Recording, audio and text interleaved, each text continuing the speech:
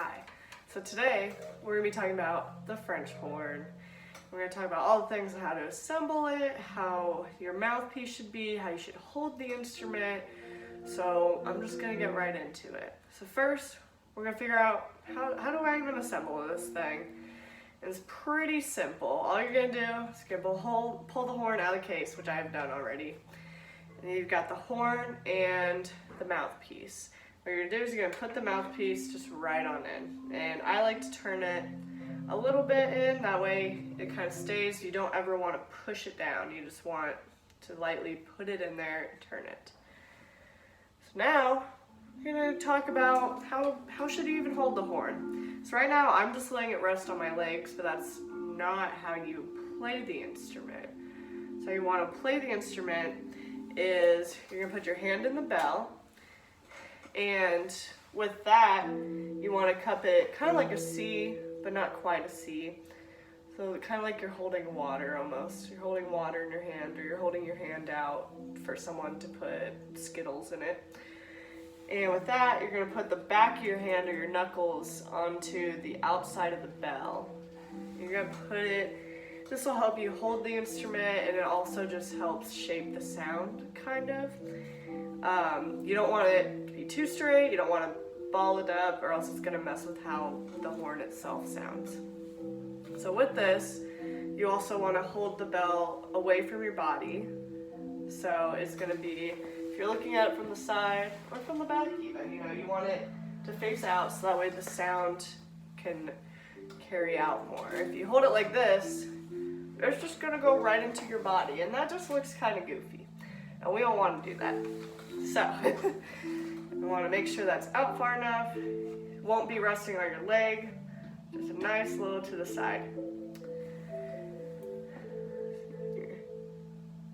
And with this, you also want to make sure when you're playing that your body stays aligned with your spine, and your back is going to be straight. This way your air can flow through your body, and especially just through your lungs, because it's hard to breathe if you're slouching.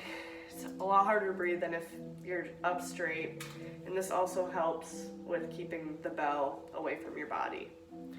And when you're doing this, you bring the instrument to your mouth. You don't go forward, you don't go back, you just bring it right up to you. So now we're going to talk about how to make a noise on this thing, a little sound.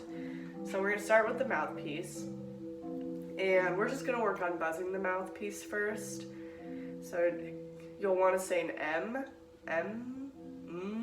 or like that feels good, And this will help keep your corners firm, but not too firm. You don't want it to look like you're forcing a smile. You just want to go and it'll kind of purse the front of your lips a bit. With the French horn mouthpiece, you want 2/3 of the mouthpiece on your upper lip and about 1/3 of it on your lower lip. So it kind of looks like this,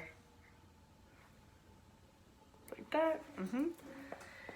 And next, we're just gonna take it easy. We're gonna blow air through without having our lips touch first. So it'll be like this.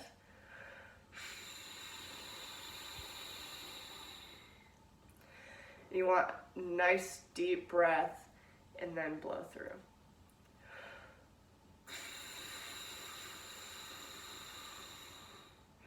We want to make sure we keep our corners firm enough. We don't want to look like we're holding bubbles in our mouth.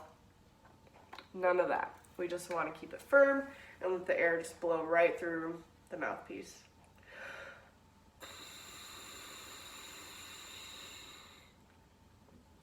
Once we've done that a couple of times, we're going to do the same thing, but we're slowly, as we're blowing air, put our lips together until they start buzzing.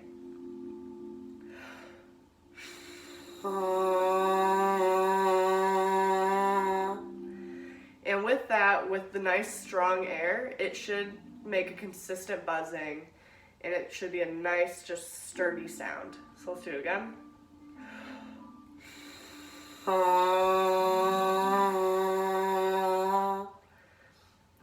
Okay, so now that we've done that, we're going to apply that buzzing to when we have it in the horn.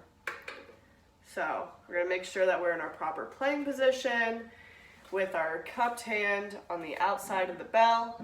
Knuckles are touching the bell. We'll bring it up to our lips, and then you're going to buzz the mouthpiece.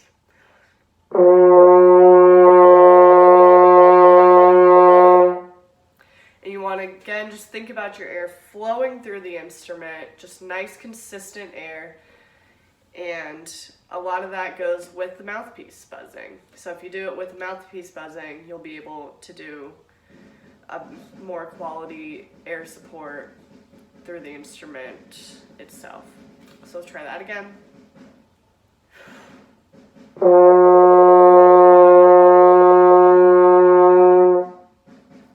And with that, I have a double horn, but you'll have your thumb on the trigger, and then your pointer, your second finger, and your ring finger each go on each of these, and then there is a little ring to help you hold up the instrument, as well as this hand will also help hold it up.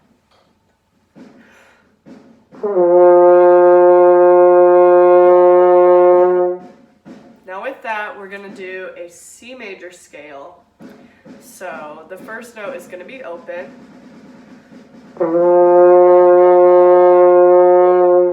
Next is a D, and that's 1. That's your pointer finger.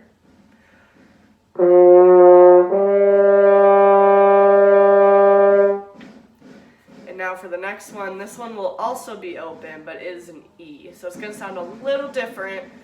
So you just got to make sure that you know what the air is.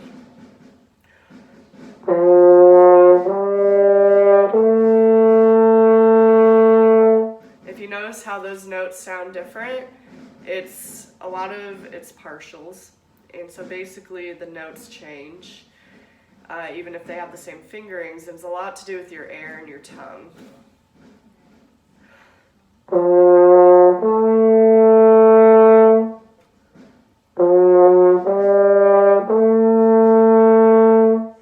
So the next note of the C major scale will be an F, and that will be 1.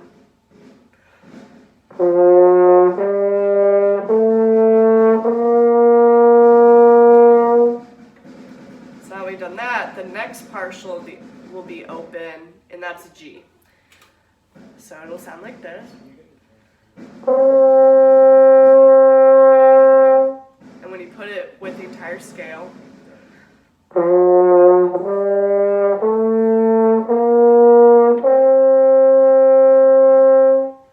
now for the next notes above the G, if you have a double horn like I have right here, you're going to hit the trigger with your thumb. And this just helps keep it in tune and just opens it up more. And the next note is going to be an A. So it's going to be trigger 1 and 2.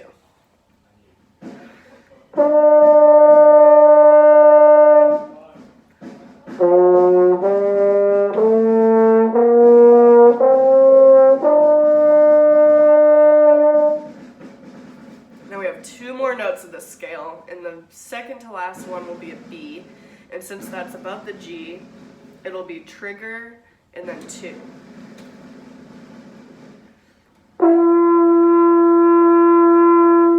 And that within the scale sounds like this.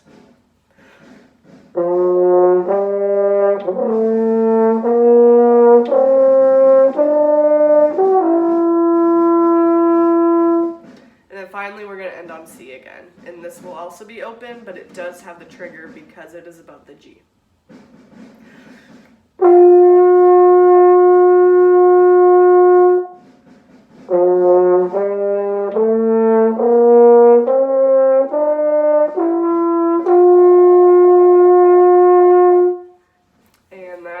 That's how you play C major scale with the correct fingerings.